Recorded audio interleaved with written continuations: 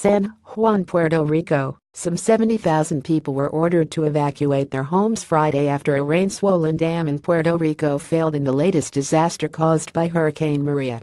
With a death toll from the storm at 33 across the Caribbean, the National Weather Service office in San Juan issued a flash flood warning for people living along the Oaxaca River in the northwest of the island, and said the 1920s earthen dam was in danger of collapsing altogether. All areas surrounding the Oaxaca River should evacuate now.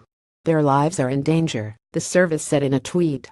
Flooding has already begun downstream, it said. Shortly thereafter, Governor Ricardo Rossello issued an order for some 70,000 people living in the area to get out. According to the newspaper El Vocero, Public Safety Secretary Hector Pasquera said a drain that normally releases a stream of water from the dam in a controlled fashion had broken.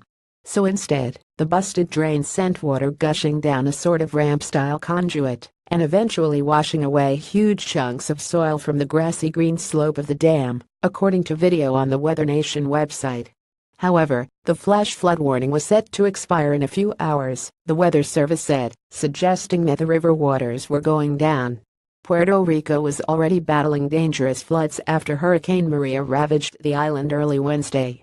Rescuers raced against time to reach trapped residents. Rossello has called Maria the most devastating storm in a century after it destroyed the U.S. territory's electricity and telecommunications infrastructure.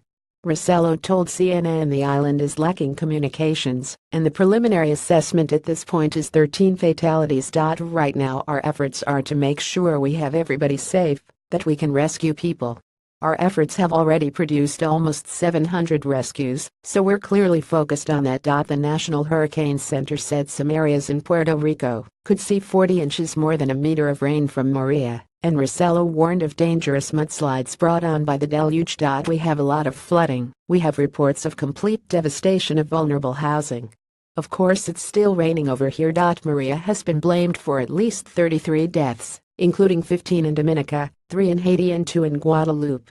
After lamenting that Puerto Rico had been absolutely obliterated by Maria, U.S. President Donald Trump spoke with Rossello Thursday night and promised to speed up relief efforts.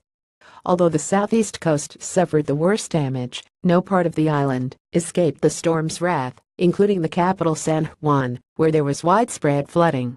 The city's mayor, Carmen Yulín Cruz, said the biggest need was getting emergency medication and supplies to vulnerable people who are stranded in their homes. Yesterday we were canvassing, and we found elderly people that don't have blood pressure medicine, food, she said. I got SOS from an elderly home, and it was a text like from a horror movie. It said, if anybody can hear us please, we are stuck here, and we can't get out, and we have no power and we have very little water left. We got there just in time. The torrential rain had turned some roads into muddy brown rivers, impassable to all but the largest of vehicles. Toppled trees, street signs and power cables were strewn across roads that were also littered with debris. Puerto Rico's electricity network has been crippled by the storm, and engineers say it could take months for power to be fully restored. The local electricity board has promised that their priority will be to restore power to hospitals, water treatment plants and pumping stations. Brock Long, who heads the U.S. federal government's emergency management agency FEMA, said that ships carrying millions of meals and bottled water were trying to dock as the island's ports are slowly reopened. As of Friday evening, Maria was a Category 3 hurricane with winds of 125 miles per hour, 205 kph. Churning in the sea some 300 miles, about 480 kilometers east of the central Bahamas. Heavy rains and high winds began hitting the archipelago on Thursday afternoon. The government opened new shelters after several buildings which had been used during Hurricane Irma earlier this month were damaged, and authorities feared they might not hold up under another fierce storm. Maria previously tore through several Caribbean islands, claiming the highest toll on Dominica, which has a population of around 72,000 and has been largely cut off from the outside world.